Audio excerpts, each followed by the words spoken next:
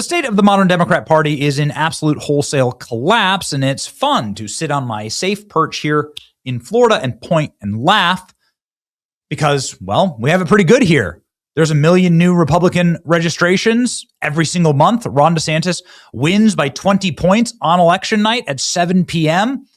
It's great. And we're redistricting Democrats out of their sad little districts anyway. Like, for instance, where I live in Tampa, it used to be a Democrat DEI district. The state got rid of that.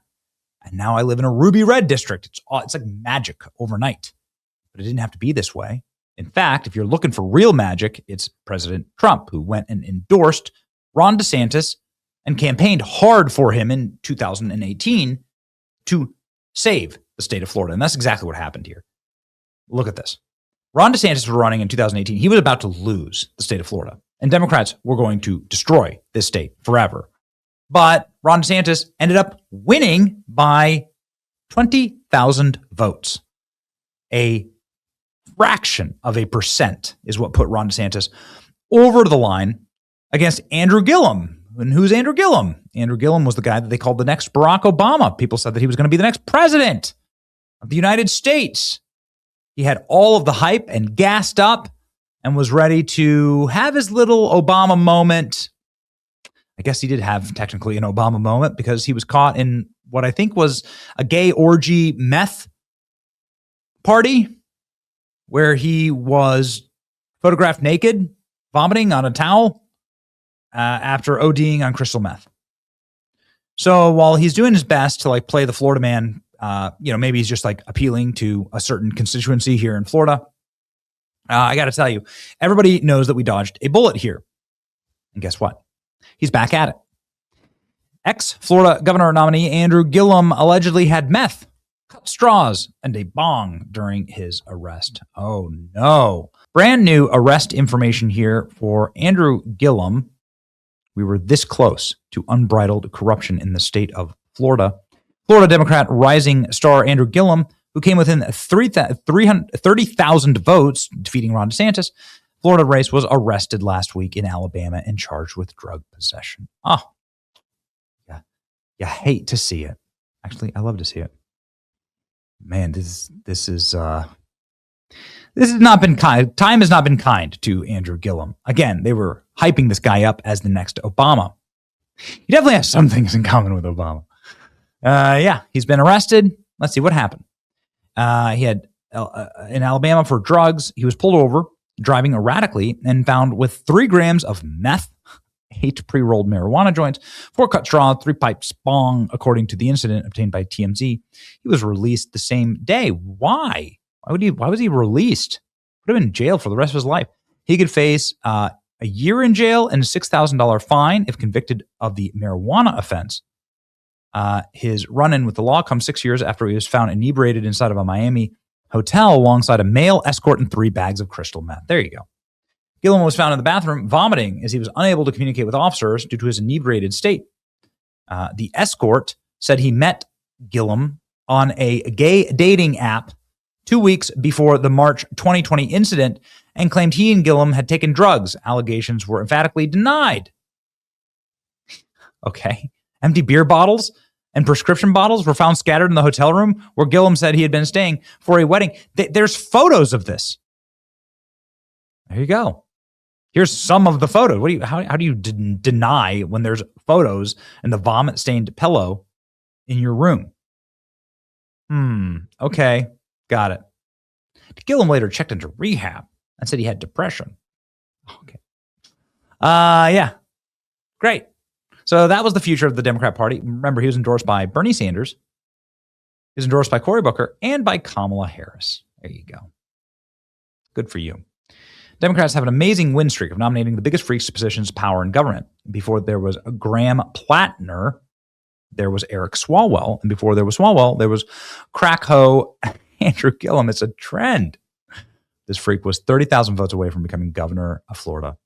Also, what I think is very interesting is that they had actually used the Broward election counting site in Florida, which is famous for corruption, to pump votes into. And they were trying to do the same thing that they do in California and they do in other corrupt states like New York, where they just manufacture the votes out of nowhere when they're close to winning.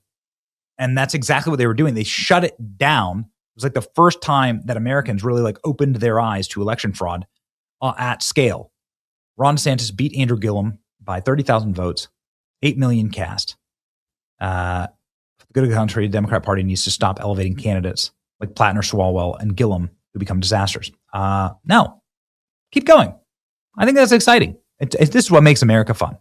And I love that Democrats self-owning here. And I think it's amazing that what happens when we get in control of the state is that we can shut down those voting centers. And now you don't have those kind of problems anymore in this state. It's amazing what happens in this state. So yeah, not great. He was also hit with a 21-count federal indictment for wire fraud, conspiracy charges, and making false statements. So it's been a really fun run for the Democrat Party, but it keeps getting more exciting. Graham Plattner won his primary in Maine. He is the candidate in Maine. He does have an SS Nazi tattoo. He has done the Roman salute with Elizabeth Warren, having a great old time here. Get me a beer. And he is also a communist. He's lied repeatedly about his Nazi tattoo. He said he would rape people. He sexted with women while married. He bragged about drawing penises in porta potties. He praised Islamic terrorists. He said he's a communist. He joined an app used by predators to attract minors. Got it. Well, now Graham Plattner is being pushed out by the Democrat Party. Too bad. You break it, you buy it. Graham Plattner has a bunch of people calling for him to drop out of the race. This is, of course, a must-win Senate seat for the Democrats. They've now distanced themselves. He's lost all of his endorsements. Plattner denied former girlfriend's allegations on Monday that he was considered dropping out and finding the best path forward. Further detailed allegations in CNN. Several prominent liberals. A woman alleges Graham Plattner raped her in 2021 while they were dating, which he denies. Oh, okay. Well, this is actually one of many of these accounts. It's very much very Swalwell style, right? And they just keep adding up. Categorically false. Graham. Over the last 10 months, I've been deeply humbled by the faith Mainers have put in me. You have welcomed me into your homes, into your places of work, into your restaurants, into your houses of worship. You have shown that a different kind of politics, one that puts the interests of people over corporations, is not just possible, but is inevitable. Okay. Got it. So, Ruben Galeo, I'm rescinding my endorsement. Ro Khanna, rescinding my endorsement. Kelly, rescinding my endorsement. Tim Walz, rescinding my endorsement. Elise Slotkin, CIA asset, rescinding my endorsement. And rescind. Statement from the Democrat Party leadership now in Maine saying that they want him to drop out. But here's what's amazing. He won't drop out. He's not dropping out. When will Graham Plattner drop out by? November 2nd, Election Day? No, Graham Plattner isn't dropping out. And I think it's him being on a predator website, him having a Nazi tattoo. None of those things were enough to get Democrats to call for him to drop out. There's really nothing new here. It's just different. It's just been repackaged. And now the Democrats are in complete panic mode. Here is an update from the Democrat Party Executive Director, Devon Murphy Anderson. The hyphenated last name strikes again.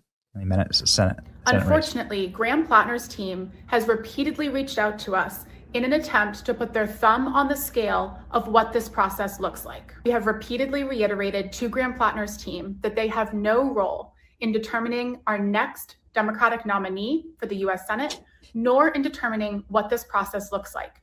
We have also reiterated that Graham Plattner must drop out of this race so that Democrats in Maine can focus on defeating Susan Collins this November. We look forward to making this process public as soon as Graham Plattner formally withdraws from this race. But Graham Plattner hasn't withdrawn. And according to reports today, he won't withdraw from the race. So he's saying, I'm in. I won the primary. You don't have a way to get me out. So I'm sticking around. an STD or something else nasty that you can't get rid of. I only use that because, well, yeah, you can go look into the allegations that the women are saying about him. It's nasty stuff. It's stuff I'm not sure I'd even want to repeat, frankly, on the channel. But go see what all of his ex-girlfriends say about him. If you don't want to sleep at night, the guy is a sicko. So, yeah. What's worse? Like getting caught in with a male escort and a bag of meth in a Florida hotel, ODing on a towel, or what's happening to Nazi tattoo guy, Plattner? Like, I don't know. It's all bad. Or Swalwell. I don't know. It's all bad. It's a nightmare. It's a nightmare for the Democrat Party. If the Republican Party just get their act together, like, we'd have 100 years of power. Working on that. It's your boy Benny. Like, share, and subscribe.